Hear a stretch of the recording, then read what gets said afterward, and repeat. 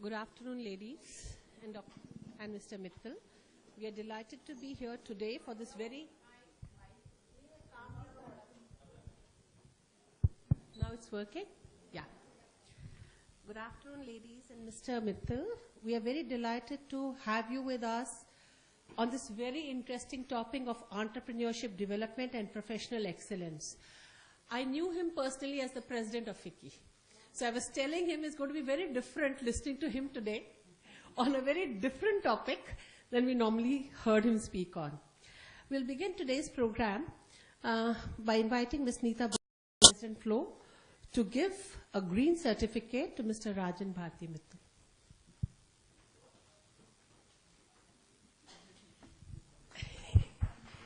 You know what it is.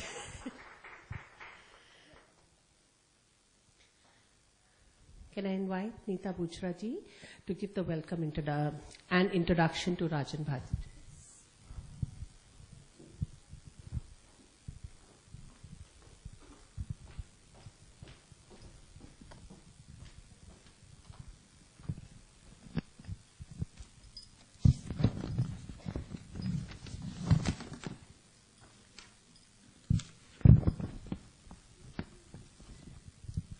Well, good afternoon, everyone. Mr. Rajan Bharti Mittal, Vice Chairman, Bharti Enterprises, Sonia Gupta, Kavita Dutt, Past President of Flow, Governing Body of Members of Flow, Sandhya Sethi, Ritu Vadera, Meera Goel, Flow members. Today, there's something very important that I need to share with you. India has reached an important milestone. It is the only country in the world to successfully place a satellite into Mars orbit in its first attempt. 100 cheers to India. And another one, Mr. Modi is launching the Make in India campaign tomorrow on Navratri, auspicious Navratri, the 25th of September. That is another reason for all of us to cheer about. And we have Mr. Rajan Bharti here with us today. So, a very warm welcome to Mr. Mittal. I'm indeed honored and privileged to welcome him to amongst us today at Flow.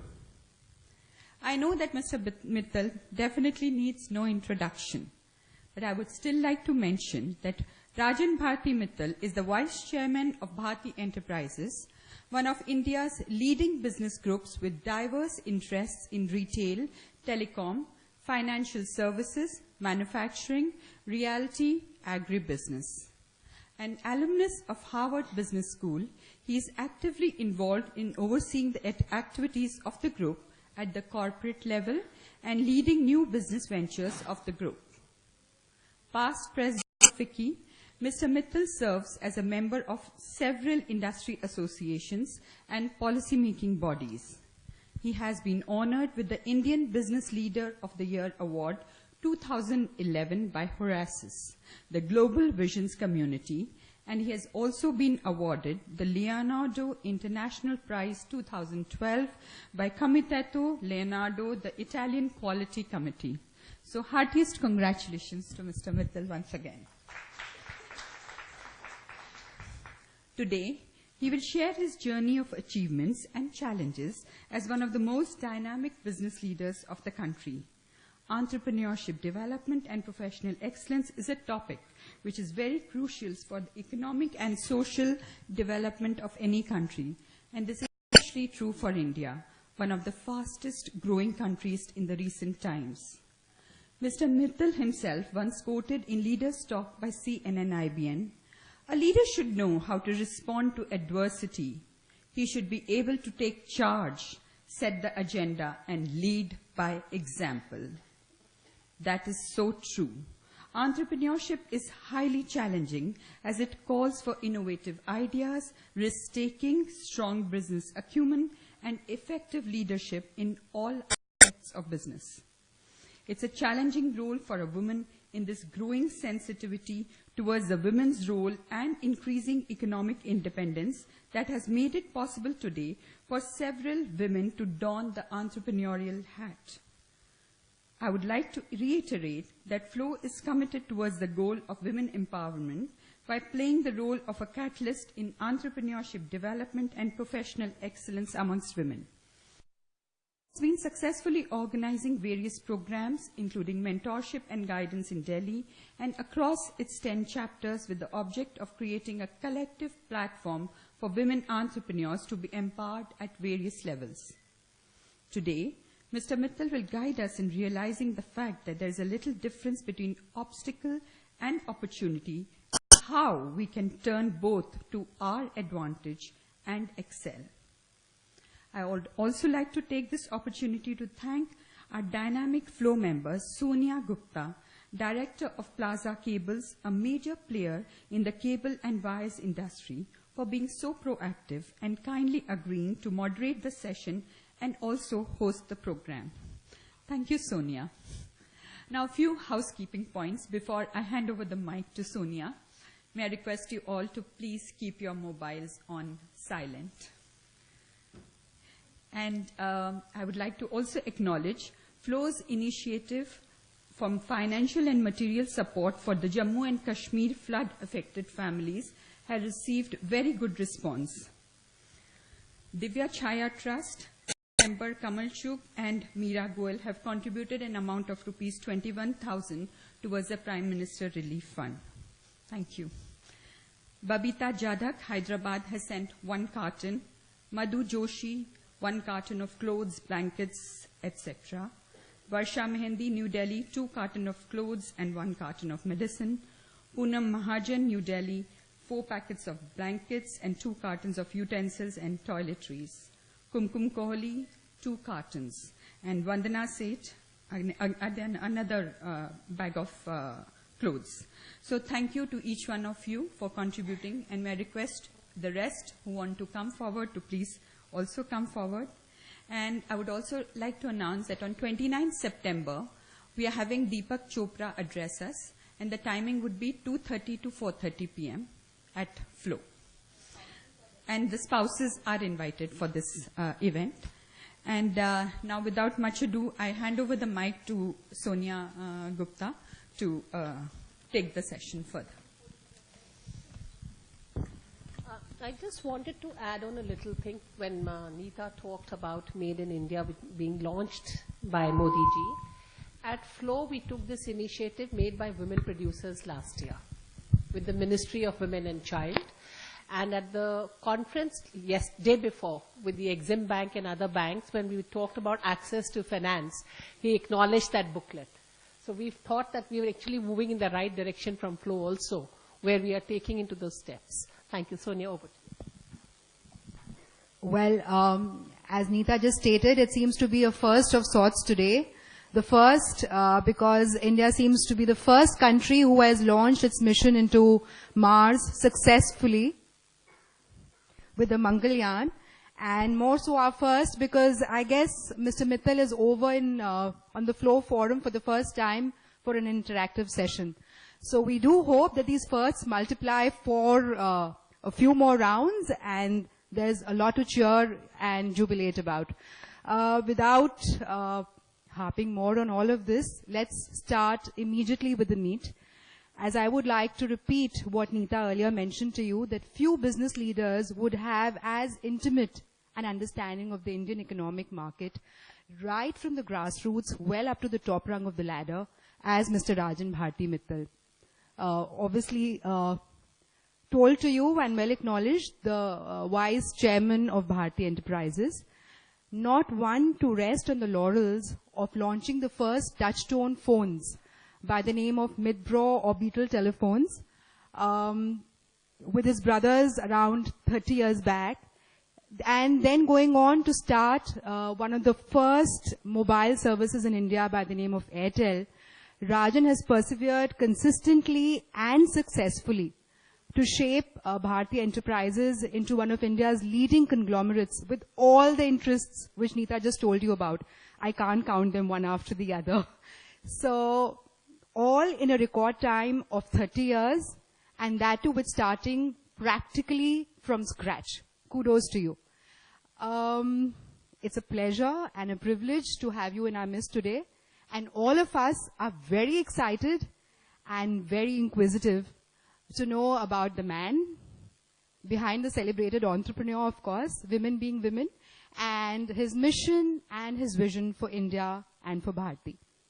Would you like to address our audience, please? Thank you, Sonia. Good afternoon, ladies.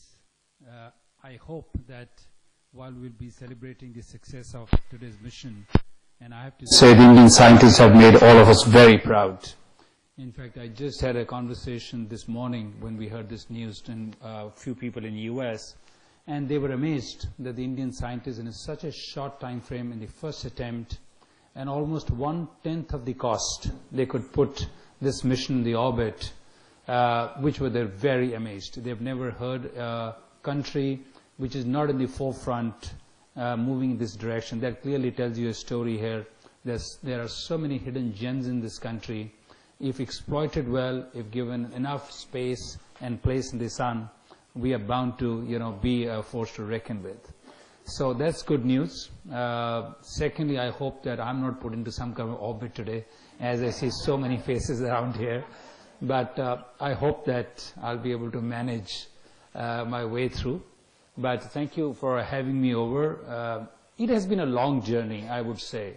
And I don't believe as an entrepreneur the journey ends over a period of time, but journey definitely takes a different shape, different contours, different ways of life.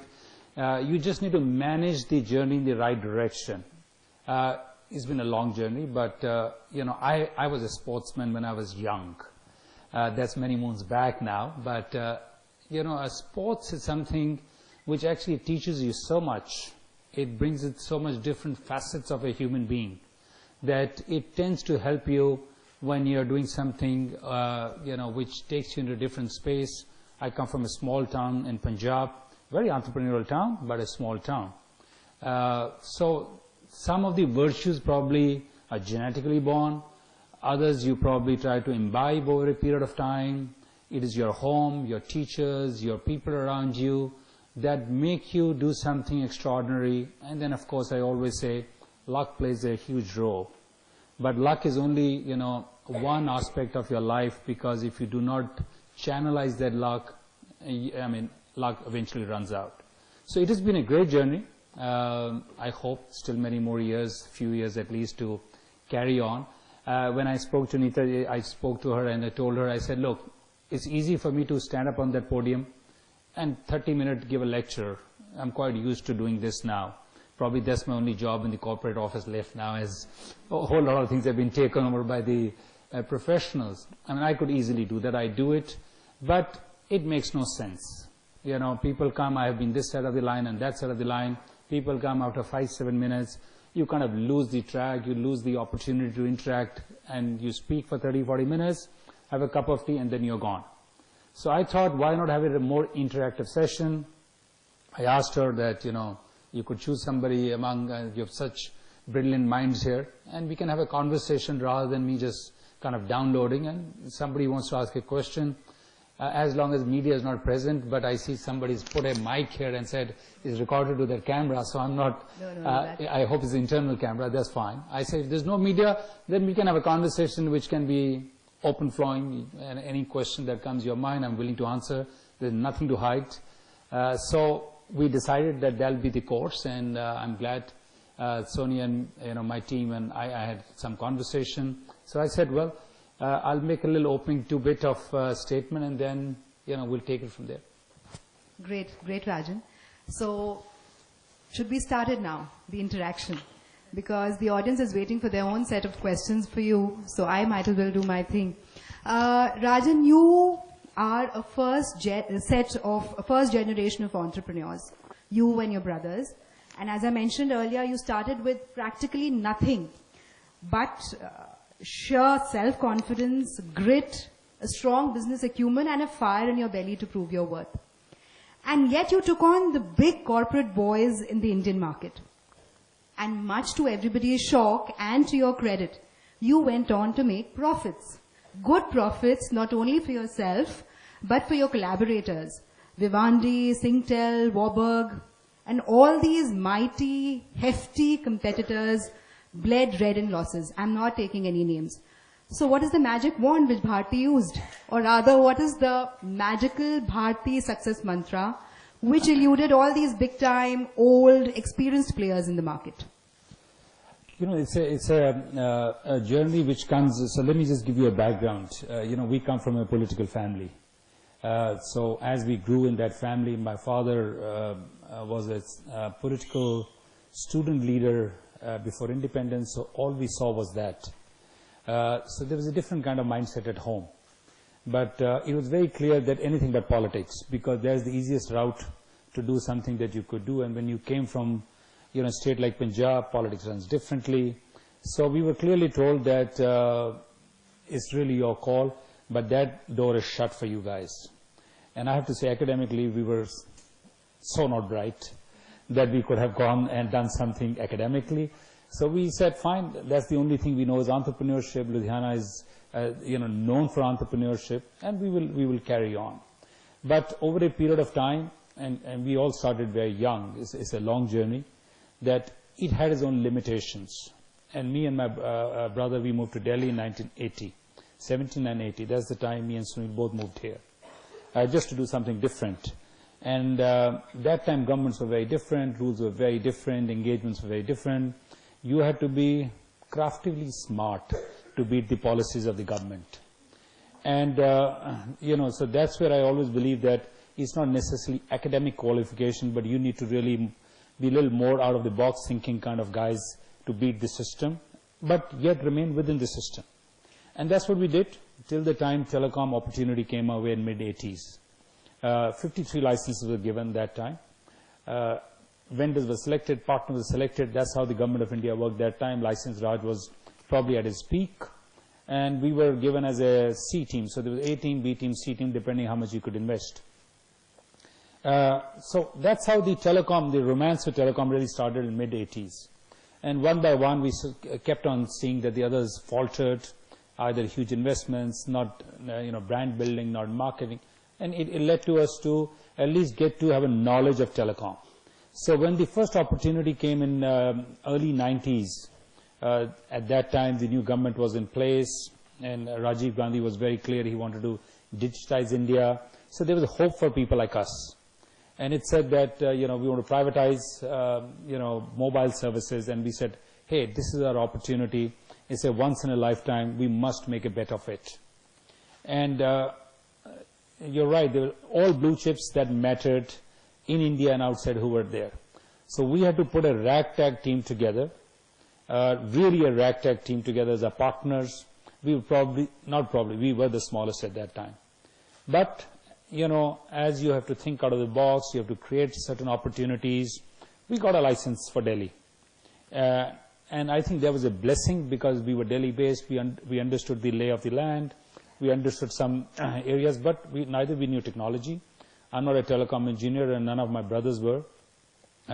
So it's all about learning quickly on the feet. Entrepreneurs have to really move away from what is a typical textbook story. They teach you differently, but it's applied extremely differently. And I can tell you, so in India, it's quite very different. And I've seen this journey, and that it is so dramatically different that I always joke that, you know, it's, people say that, how do you do work outside now, let's say in Africa or other places that you do. My always answer is that if you can drive in India, you can drive any part of the world. So in India, if you can become an entrepreneur, you're quite likely to succeed. And that's how we started. We got a license, and then we said, where is the money going to come from? And you know, sometimes as an entrepreneur's life, something does trigger in there. You know, anecdote I'll tell you, I remember this was 92, 93, 94 maybe. The court cases were going on, and I went in one of the meetings. So as I was leaving the door, this gentleman comes to me, one of the foreign partners of a most respected blue chip company of India who were partners. So he takes out his card and gives it to me and says, Mr. Mittal, this is my card. We are very, you know, shocked we didn't get a license. You know, we are the top guys in telecom and the Indian partner. How could you get it? And he ranted for about a few minutes. And then he says, you know, call me when you want to sell the license. And I looked at him. I was quite perplexed, amazed, and I would say as Indian hospitality, I didn't want to be rude to him. I walked off. I came to the office, we were just 5 of us. I said, look guys, one thing is established, there is some value in this license. Having established that we have nothing to lose, let's just go for it. We need to do something different out of the box, but one thing is established. So sometimes the trigger point happens that it gives you so much to do when you have nothing to lose. And that's where the entrepreneurs have to think all the time. And that's how really that, it started. And I believe that as the partners have joined in and some partners have left, they've been profitable. It's not only, it's only about money making at the end of the day, it's wealth creation. Bharti's DNA is wealth creation. And wealth does not mean for promoters, for shareholders, we are the last in the block. Our DNA is very clear from the value chain, we are the last in the value chain. So clearly our people, our customers, our partners, they're more important. Because if they create something, they'll benefit us eventually. So I think it's been a great start. And I would have never forgotten the gentleman. I still have his card somewhere in my system to remind me that there are people who can give you that trigger, then make you an entrepreneur in a different way. Other than that, Rajan, what about the trailblazing path you guys took? You outsourced your management, you outsourced your services. For that time, and the license Raj, when everybody was so wary of collaborating with foreign companies, there was this wariness around foreign partners. And more so, that too with starting out small and all of that. And also, taking it was a very trailblazing path where all the Indian competitors were doing everything in-house. You had your services outsourced, you had your management outsourced, you had foreign collaborators, so you were doing everything differently and people thought you'd lost it. So I think, is that your entrepreneurial base which got you along and you guys made it so big and so differently? And you're still doing it. If you really go the typical textbook style of telecom, it has been always told to us at that time, you must do everything, you must control everything, you must bring in-house, everything needs to be done, you must be, kind of master of your own destiny and so on and so forth. And we are trying to challenge every time and every concept in every business that we do.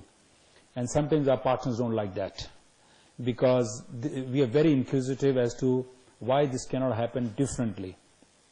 Even on a starting point, I remember in the first board meeting that we had, somebody came and said, I'm talking about those days, they said, Delhi will need 30 sites to cover the whole Delhi. I mean, who would know? I mean, today there are thousands and thousands of sites. They said 30 sites, and I said, look, I don't care. I just need my network to be superior to my challenger because he's a great name, he's a big industry. Nobody will recognize me. We have found a brand which looks international, so we don't want to keep Bharti as a brand name because we're consumer facing. I told the guys, please put 100 sites.